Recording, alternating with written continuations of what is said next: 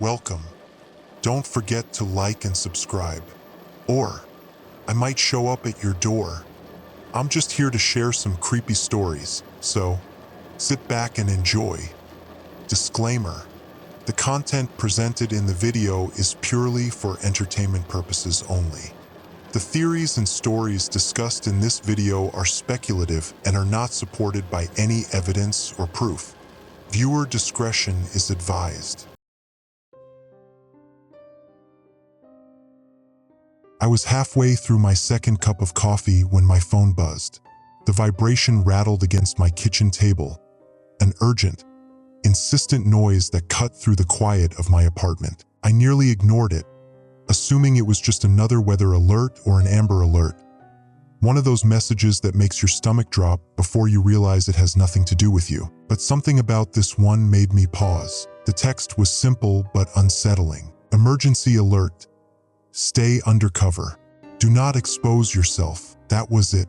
No details. No explanation. Just an order. I frowned, unlocking my phone to check for more information. Nothing. No follow-up message. Just those two cryptic sentences. Weird. I switched to the news, expecting to see something urgent. Breaking coverage, live updates, reporters standing in front of flashing sirens. But every station was still running its usual garbage. A segment about rising gas prices. A fluff piece about a dog that could skateboard. A health report on why we should all be drinking celery juice. Nothing about a citywide emergency. I glanced out my window. It was a normal Tuesday morning. The streets were full of life. Dog walkers, joggers, people carrying their morning coffee. The sun was out, the sky was clear, and there wasn't a single sign of panic. If this was a real emergency, wouldn't people be running for cover? Wouldn't there be sirens? I tried to shake off my unease. Maybe it was just a false alarm. Some IT guy in the emergency broadcast center pressed the wrong button. That happens, right? A glitch, a harmless mistake. Then I saw the man across the street, mid-40s, business casual. He had that exhausted, rushed look about him, the kind of guy who spent more time in meetings than at home. He walked toward his car, juggling a coffee cup and a briefcase. He unlocked the door, reached for the handle, and vanished. Not like he ran off. Not like he ducked into his car so fast I didn't register it. 1 second, he was there. The next, he wasn't. I blinked. My stomach twisted. Did I just see that? I scanned the street, expecting someone to react. A scream, a gasp, a neighbor running outside. But nobody did, because nobody saw it. The jogger was still jogging. The dog walker was still scrolling through her phone. A woman pushing a stroller adjusted her sunglasses, completely unaware that a man had ceased to exist less than 20 feet from her. I swallowed, my mouth suddenly dry. Maybe I imagined it. Maybe I was still half asleep. That happens, right? Like when you swear you left your keys on the counter, but they're in the fridge.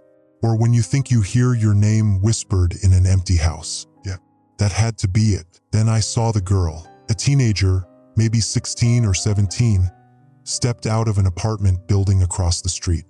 Earbuds in, hoodie up. She glanced at her phone as she walked toward the curb. She never made it. She disappeared mid-step. No sound, no flash of light, no warning. She just wasn't there anymore. I shot up so fast my knee slammed into the table. My coffee spilled, but I barely noticed. Okay, no, that wasn't a trick of the light. That wasn't my brain playing games. That was real. My breath came in short, uneven bursts. My phone was still in my hand. I stared down at the emergency alert. Stay undercover. This wasn't random. This wasn't a glitch. Something was happening. I flipped through news stations again. Still nothing. Then I checked Twitter because if something weird is happening, Twitter knows first. And there it was. Hashtag vanishing people was trending. I clicked on the tag. Videos. Dozens of them. People walking outside, going about their day, and then gone. No flash. No sound. No blood. Just nothing. Like the universe had pressed delete. The comments flooded in. WTF is happening? Bro, my neighbor just disappeared in front of me. I'm freaking out. Does anyone know why? The emergency alert said stay undercover. WTF does that mean? My skin prickled. I looked up again, staring at the bright blue sky. What was up there? A new video popped onto my feed. Someone had slowed down footage, analyzing the disappearances. A man on a rooftop stepped into the open, and for a fraction of a second, just before he vanished, his shadow stretched unnaturally. I rewound, played it again. That shadow, it wasn't right. It flickered, like something moved over him, like something above him. A chill ran down my spine. The alert wasn't about going inside for safety. It was about staying out of sight. I rushed to my front door and checked the lock. My apartment was safe, right? Walls, ceiling, nothing could see me. My hands trembled as I picked up my phone again. More updates flooded in. Theories, warnings, a few people claiming it was all a hoax. It wasn't. A second emergency alert popped up on my screen. Emergency alert. Do not go outside. Do not look up. Pounding noise made me jump. Someone was banging on my door. I froze. The pounding came again, urgent. A voice. Please. Please let me in. I don't have anywhere to go. I hesitated. My instincts screamed at me to ignore it, to pretend I wasn't home. Then I heard a horrible, wet gasp and silence. My stomach twisted into knots. I stayed completely still, barely breathing. After a long moment, I cracked the door open just enough to peek outside. Nobody was there, but on the welcome mat, his shoes, nothing else. Just empty shoes. I slammed the door shut, couldn't breathe, couldn't think. Something was hunting us. And it was getting closer, and I had no idea how to stop it. I locked the door, bolted it, shoved the couch in front of it for good measure. None of it felt like enough. My mind raced as I backed away, my breath coming in sharp, uneven bursts. The empty shoes outside my door were still burned into my vision. A man had stood there just moments ago. He had been real, desperate, terrified, begging me to let him in. And now he was nothing, just gone. I pressed my back against the wall, gripping my phone like a lifeline. The second emergency alert was still glowing on the screen. Do not go outside. Do not look up. I swallowed hard, forcing myself to think.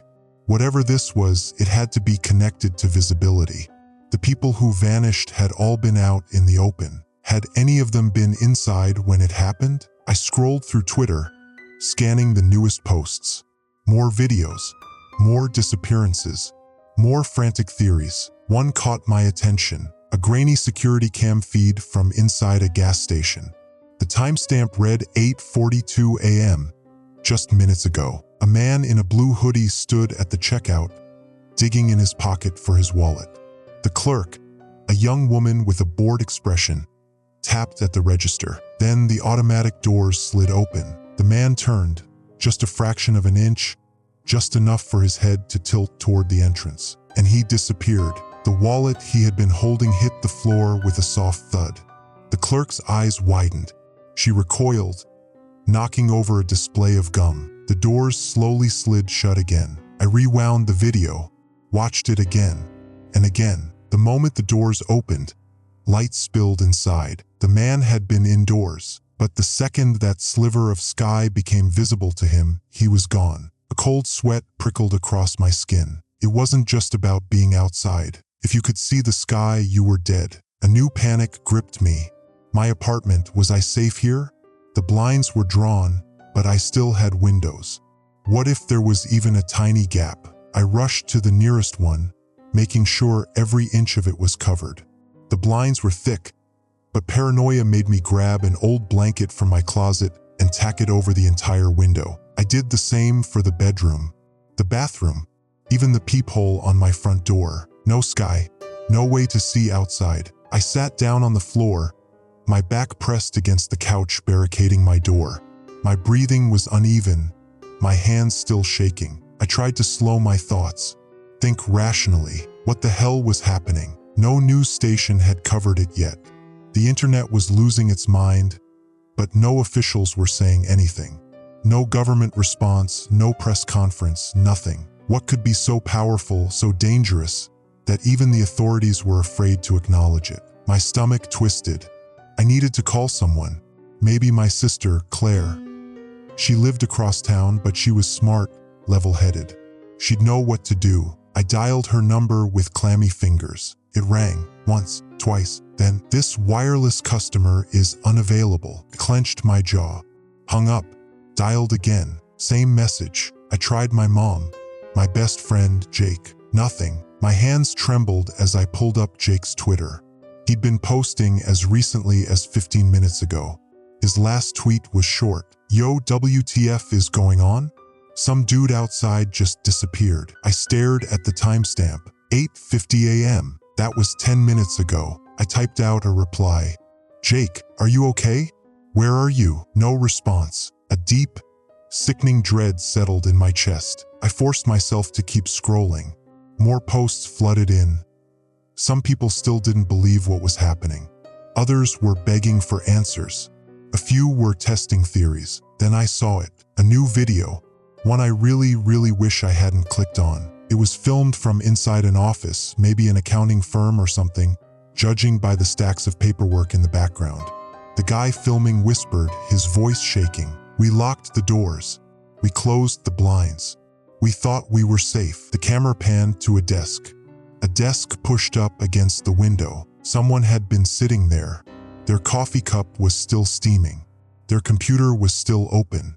Their chair was empty. The blinds had been shut, but not all the way. A tiny sliver had been left open at the bottom, no bigger than an inch, enough for one single ray of sunlight to slip through, and they were gone. The person holding the camera let out a choked sob. "We didn't know. Oh God, we didn't know." The video ended. I stared at my phone, barely able to breathe. No openings, no gaps. Even a tiny sliver of light could be lethal. I stood up so fast my knees almost gave out. I double-checked my windows, checked the blanket I'd tacked over them, checked the door again. I couldn't make a single mistake. Another emergency alert buzzed on my phone. Emergency alert. Remain in total darkness. Do not allow light inside. A lump formed in my throat. I shut off every light in my apartment, unplugged the night light in the bathroom, even turned off my phone screen. I sat in complete blackness, my back pressed against the wall, and then I heard it, a rustling sound, soft, almost imperceptible, coming from above me. I looked up instinctively, then stopped myself. I didn't want to know what was up there. I clenched my jaw, forcing myself to stay frozen. Stay silent. The noise came again, closer, a dry, whispering movement, like something shifting across the ceiling. I squeezed my eyes shut. I focused on breathing. Don't move. Don't make a sound. And then a tap, so soft I almost thought I imagined it. A tap against the ceiling, right above me. Something was up there. Something was waiting. I didn't move, didn't breathe, and after what felt like an eternity, the sound stopped. I stayed in the dark, silent, terrified, waiting for whatever came next. I didn't move, didn't breathe, didn't even blink. Whatever was above me was listening. I could feel it, like the way you sense a spider dangling just out of sight, its legs twitching, waiting. The silence stretched on, thick and suffocating. Then another sound, a slow, deliberate dragging, like something heavy shifting across the ceiling. My stomach clenched. I had no idea what was up there, no idea how it was up there, but I knew one thing, it was searching. I squeezed my hands into fists, pressing them against my thighs to stop them from shaking. My mind raced. If it was listening for me, that meant it didn't see me. It only took the people outside, the ones under the open sky, the ones exposed. That meant my walls, thin as they were, still meant something. I just had to stay quiet, stay hidden. I curled my fingers around my phone, careful not to let it make a single sound. The screen was already dimmed, but I risked unlocking it just enough to check Twitter. The hashtag vanishing people tag had evolved into hashtag stay undercover. People were figuring it out. Theories flooded in. It's the sky. If you can see it, IT can see you. People are going missing inside too, even if there's just a tiny gap in the blinds. No openings, no light. We heard something on the roof, like crawling, Don't make a sound. The alert says stay undercover. What if that means more than just staying inside? What if we're being hunted? My throat went dry. I swallowed hard, forcing myself to breathe slowly. A new video appeared. It was blurry, frantic. Someone filming from under a bed. A man stood in the doorway of a hotel room, trembling. I don't see anything, he whispered, the camera shaking. There's nothing there. I don't know why everyone is panicking. The person filming sobbed. Please, just stay away from the window. The man scoffed. He took another step forward. The curtains were mostly drawn, but there was a tiny gap. A sliver. Sunlight touched his arm. He vanished, just like that. His clothes hit the ground in a heap. The person under the bed started screaming. The video cut off. I clenched my jaw, willing my brain to make sense of it. There were rules. No open sky, no light, no noise. Something was up there, watching, waiting, hunting. I forced myself to look up, not at the ceiling, but at the corners of the room. The tiny cracks where walls met, the places where light might slip through. Had I missed something? A bead of sweat trickled down my temple. I turned my phone's brightness as low as it would go, just enough to see. My pulse pounded in my ears as I slowly, so slowly, turned my head toward the nearest window. The blanket I'd tacked up was still in place. No gaps. I checked the door. The peephole was still covered. The closet, a thin line of light. My stomach plummeted. I'd left the closet door cracked open. It wasn't much, just a sliver. But if there was even the tiniest opening, if it led to another room with a window I'd forgotten to cover. The dragging above me stopped. A single, deafening beat of silence. Then a creak. Not from the ceiling, from the closet. I froze. A breath. A whisper of movement. Something shifted inside. Not above me, inside. Every nerve in my body screamed to run, to move, but I couldn't. I didn't even dare breathe. The closet door inched open. A sliver of space. Just an inch. I saw fingers, long, thin, too many joints, curled around the edge of the doorframe. Something was in there with me, and it wasn't vanishing. My blood turned to ice. My mind raced. Why wasn't it disappearing like the others? Then it hit me. The light wasn't touching it. I closed the gap in time. It was trapped inside with me. A slow, deliberate tap. The same sound I'd heard above me. But now it was inside my apartment. Inside the closet. Knew I was there, and it was waiting. I gripped my phone, my breath coming in shallow, silent gulps. I needed a plan. Fast. The emergency alert said stay undercover. Was I still safe, or was I just delaying the inevitable? Another tap. Closer. I had seconds to decide. I didn't want to see it. I didn't want it to see me. But if I stayed here, I might not get another chance. I took a slow, measured breath. Then, before I could talk myself out of it, I ran. Not in some dramatic action movie way. No, this was pure animalistic terror. My body acted before my brain caught up. My feet slamming against the floor as I lunged for the bedroom. Behind me, the closet door creaked open. I didn't look back. Didn't need to. The air shifted. Something moved in the darkness. Something fast. I threw myself into the bedroom and slammed the door, my hands shaking so badly I could barely twist the lock. I pressed my back against it, my chest heaving. Silence. The closet was still open. The thing inside was still there, and now it knew I wasn't in the living room anymore. A slow, deliberate tap against the hallway floor. Then another. The same sound I'd heard on the ceiling, except this time, it was inside my apartment. I had seconds. What do I do? My brain screamed a million different things at once. None of them helpful. My only advantage, the dark. Whatever it was, it seemed to hunt based on visibility. The emergency alert had been very clear. Stay in total darkness, which meant if it couldn't see me, maybe it couldn't find me. A single tap, right outside my door. My lungs burned from holding my breath. Slowly, carefully, I lowered myself to the floor, crawling toward the bed. I moved inch by inch, barely making a sound. Another tap. Closer. I slid under the bed, pressing myself into the shadows. A pause. Silence. Then the doorknob turned. A slow, deliberate click, and the door swung open. My pulse roared in my ears. The thing stepped inside. I saw its feet first. Long, too long. The shape of human legs, but wrong, bent at strange angles like a marionette with its strings cut. It moved with an unnatural slowness, each step precise. Deliberate. It was searching. Couldn't see me. Not yet. I bit my lip so hard I tasted blood, forcing myself to stay perfectly still. The thing took another step, and then it bent down. My stomach lurched. A hand, a long, spindly hand, reached out, dragging its fingers across the floor. It was feeling for me. I clenched my fists, digging my nails into my palms. The fingers drifted closer, inches away. Don't move. Don't breathe. Don't. A soft chime. My phone. A text message. The sudden sound shattered the silence like glass. The thing froze. For one horrible, stretching second, neither of us moved. Then it lunged. I barely had time to react. I rolled out from under the bed, the creature's grasp missing me by mere inches. It let out a dry, scraping sound.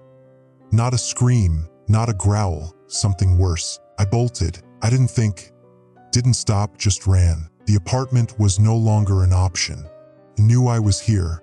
Staying meant dying, which left me with one choice. I had to leave. The second emergency alert flashed in my mind. Do not go outside. Do not look up. But I didn't have a choice anymore. I ripped open the bedroom window, my heart slamming against my ribs. The fire escape was there, my only way out. Behind me, the thing let out another horrible, rustling sound. It knew what I was about to do. I didn't give it the chance to stop me. I climbed. The cold metal burned against my hands as I hauled myself out, my muscles screaming in protest. The second my feet hit the grating, I yanked the window shut behind me, blocking the thing inside. For now, I didn't stop. I descended. One flight, two flights. The alley below was empty. No bodies, no people, no creatures. I took a deep, steadying breath. I wouldn't look up. If I kept my head down, if I stayed in the shadows, I might survive. I dropped to the ground, landing in a crouch. The city was eerily silent. No cars, no sirens, no voices, just emptiness. And then another emergency alert. My phone buzzed in my pocket, and this time, I didn't dare ignore it. I pulled it out with shaking hands, my eyes scanning the message, and my blood turned to ice. Emergency alert. They know you're outside. I heard it, the sound I'd been dreading. From above, a dry, skittering noise, something moving across the rooftops, something fast. I ran, down the alley, across the cracked pavement. Away, the sound followed, something skittering above me, moving unnaturally fast, like a spider too big to belong in this world. I didn't dare look up. I knew better. The emergency alert burned in my mind. They know you're outside. How? I hadn't looked up. I'd stayed in the shadows. My breath hitched. The fire escape. I climbed down, but I hadn't been careful. The metal had groaned under my weight.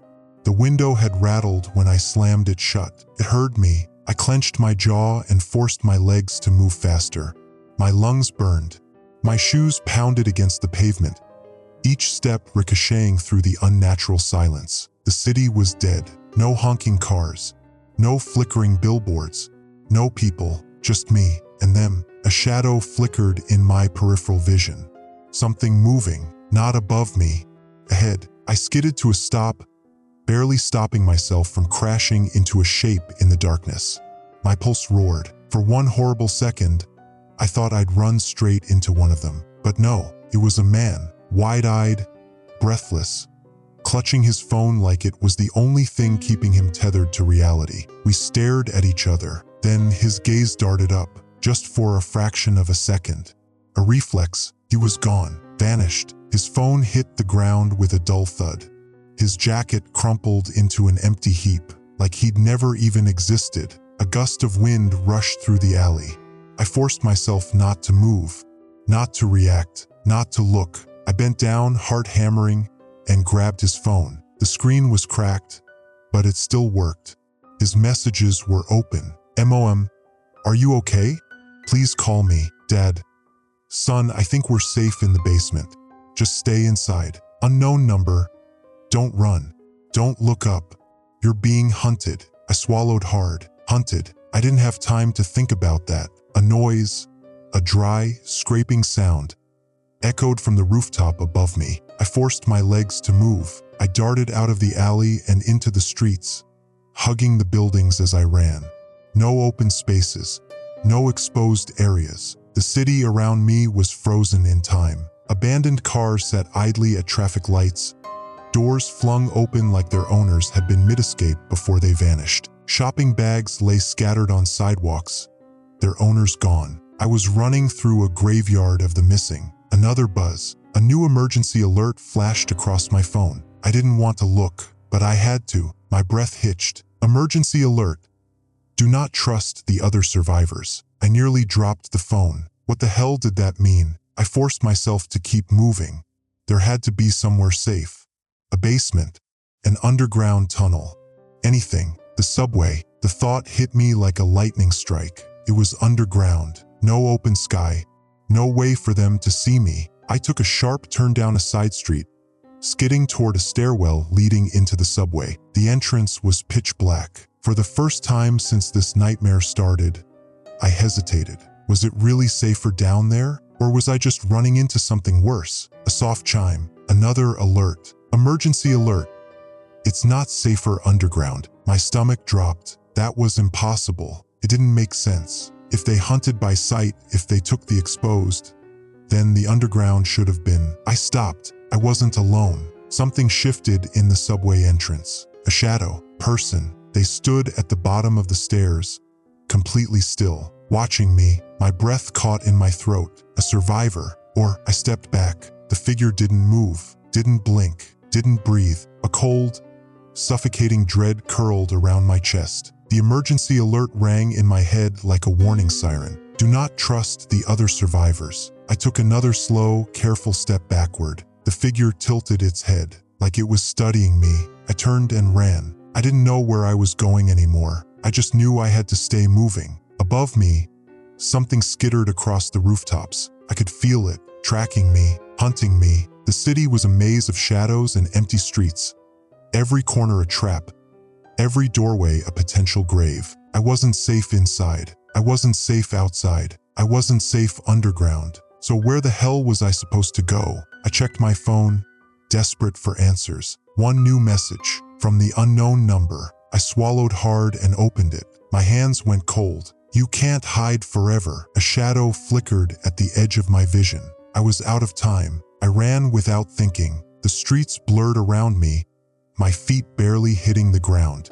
The city had become a labyrinth, a death trap with no exits, no way out, couldn't stop. If I stopped, if I gave up for even a second, I was done. The subway? Gone. The fire escape? Gone. Everything was slipping through my fingers like sand. There had to be a way. There had to be something. I rounded a corner, barely keeping my balance, and my eyes landed on a small storefront. A neon sign flickered, casting a sickly blue light over the sidewalk. Closed, but the door was cracked open. I couldn't see anyone inside, couldn't hear a sound. But there was something about that door, something about that darkened interior, that felt safer than anything else out here. I took a deep breath. My legs screamed, but I didn't stop. I threw the door open, stepping inside. The musty air hit me first. It was the smell of something old, like a forgotten part of the city, untouched by time, or by whatever was hunting us. I let out a breath of relief and looked around. The store was cluttered, filled with strange trinkets and old furniture. Shelves of dusty books lined the walls. It looked like a place that had been shut down years ago, forgotten in the chaos of the world outside. But at least it was dark. I hurried to the back, finding a small room that looked like a storage closet. I slammed the door behind me and sank to the floor, pressing my back against the wall. I couldn't hear anything outside. No footsteps, no rustling. I felt safe. For the first time since this nightmare began, I felt a flicker of hope, but it was fleeting. The phone buzzed again. I clenched my fists. I don't want to look, but I had to. I pulled the phone from my pocket, the screen glowing brightly in the darkness. Another message from the same unknown number. My eyes widened as I read it. "They can't find you in the dark, but you've been marked." The message was followed by a picture, a blurry image of a roof. My roof. I knew it immediately. The broken window, the same view, the same layout. They'd been watching me. I dropped the phone, my chest tightening. Couldn't breathe, couldn't think. The store had been safe, but now I wasn't so sure. I rushed to the door, pressing my ear to the wood. Nothing, no sound, no footsteps, but I could feel it, the creeping sensation, the weight of something invisible pressing against the air. I wasn't alone. I gripped the door handle. The room was dark, the only light coming from the cracks in the store's front windows. But even in that dimness, I could see the shadows shifting. There was something wrong with the darkness. I backed away from the door, my heart hammering in my chest. I was being hunted. I knew it. I had been for hours, but now it was different. The air felt thick, like the creature was getting closer. I didn't know if it was one of them or something else entirely. I took a few shaky steps back into the room, and then I froze. There was something in the corner, a shape. It was low to the ground, almost impossible to make out in the darkness. Couldn't breathe. The shadows were growing deeper, swirling around the shape like it was feeding on the dark itself. I opened my mouth to scream, but no sound came out. The shape was growing. It was coming closer. I grabbed the nearest object, some old metal canister from a shelf, and hurled it toward the thing. The sound of it crashing into the corner was enough to break the silence. The shape moved. It slithered. I couldn't tell what it was, but I could feel it. Its eyes, its presence. There was no time to think. I darted toward the back window, grabbing the old, rusted lock and twisting it open. But as I pulled the window open, I heard it. A sound that made my blood run cold. A click. A voice, quiet but unmistakable. "I know you're there." It wasn't human. It was the thing from the roof, from the fire escape. The thing that had been following me, always a step behind. I ran for the door, but it slammed shut in my face. The air was thick with the smell of decay, and the floor beneath me trembled. It was too late. I was trapped. The lights flickered out. The darkness consumed the room, swallowing me whole. The last thing I saw before everything went pitch black was the shape, standing perfectly still in the corner, waiting for me. I was out of time, couldn't breathe, couldn't move. I could feel the weight of the darkness pressing down on me. Every inch of air was thick, like it was being squeezed out of existence. My eyes were wide, but I couldn't see a thing. I wanted to scream, but my throat was clenched tight, every breath shallow and ragged. Then suddenly I felt it. The floor beneath me vibrated, faint but unmistakable. It was as if the ground itself was alive, pulsing with a dread I couldn't place. My skin crawled. A voice echoed through the room, soft and distant, but somehow all too close. "We've been waiting." The words slid under my skin, like they were meant to plant something dark inside of me. I tried to move, but my body felt like it was made of stone. I couldn't escape. The shape in the corner shifted.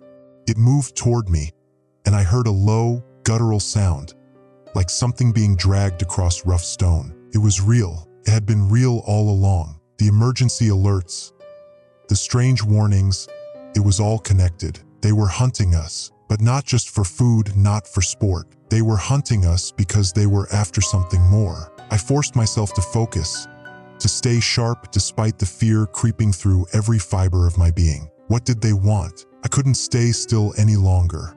If I didn't act, I was going to become another one of those shapes in the corner, waiting to be consumed by the dark. I pushed myself to my feet, heart racing, and my mind scrambling for a plan. Any plan. The only thing that made sense now was that the darkness itself was alive. It had to be. I looked around the room, desperate for any sign of light, any sign of a way out.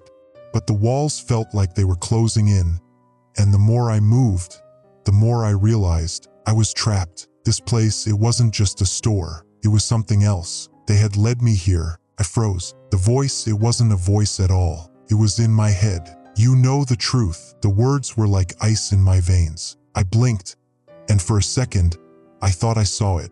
the figure, the thing, standing in the corner, its twisted limbs twitching in unnatural angles. Its eyes, hollow and black, bore into me, locking on my soul. My body refused to move. I wanted to scream, but my mouth wouldn't open. It was like everything was against me, like my body was frozen in place by some invisible force. It knew. The thing in the corner had been waiting for me to figure it out. All the warnings, all the clues, the alerts, the creatures, the disappearance of people. It wasn't about survival. It was about control. The creatures weren't just feeding. They weren't just hunting for food.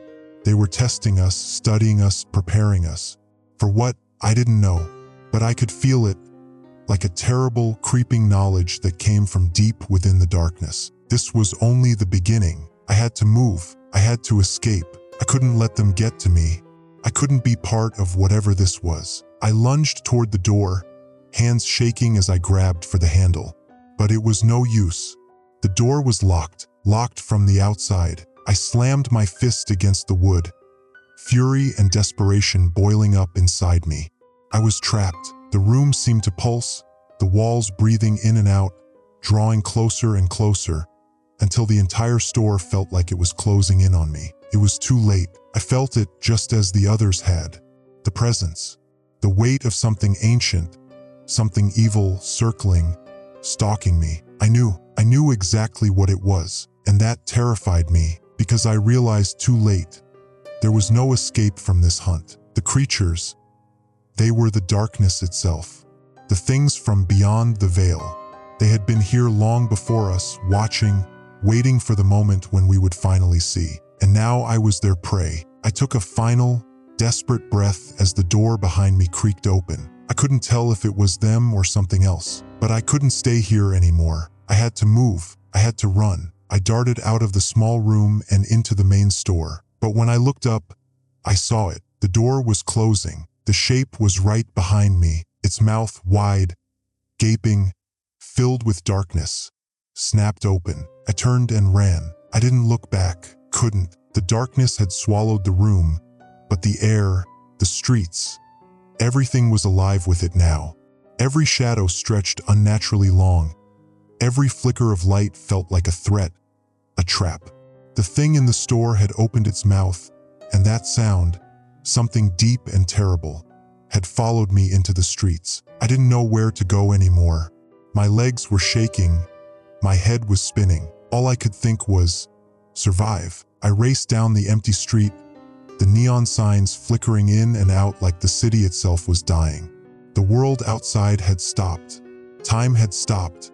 The only thing that mattered now was the chase. I could hear it behind me, the scrabbling of its legs, the skittering noise that followed everywhere, like the pulse of a heartbeat. I didn't stop running. Couldn't. I turned another corner, skidding to a halt at the edge of a deserted park. My breath came in ragged gasps. My eyes darted from side to side, trying to find some way out, some escape. I stumbled forward, reaching for the gate, praying for it to be open, but it was locked tight.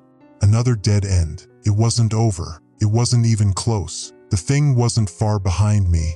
I could feel its presence, like an oppressive weight pushing down on me, getting closer.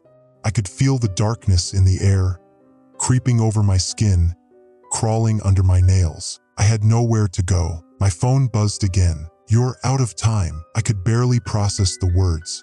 My mind was a mess of panic, of fear, of a terrible, gnawing certainty. I glanced back. It was there. The thing was almost on me. Its eyes, black, empty, endless, locked on mine, its twisted form stretching unnaturally tall. It wasn't just one creature anymore. I could see others, moving in the shadows, their limbs curling and twisting like they were made of shadows themselves. I stumbled back, breathless, and fell into the grass. Couldn't stop. I couldn't even think straight. The alert kept ringing in my head. The warning, the one I didn't understand before. Stay undercover. It didn't make sense. Nothing made sense. I had to hide. I had to find a place to disappear. But I knew it was too late for that. The shadows were already around me, closing in. They were the darkness, They were the city now. The city had become them. I crawled backward, trying to get away from the thing, but it didn't matter. I felt its breath, cold and wet, brush against the back of my neck. The last thing I saw was the darkness swallowing me whole. The city had claimed me. It had claimed all of us. And now there was nothing left. Emergency alert. End of transmission.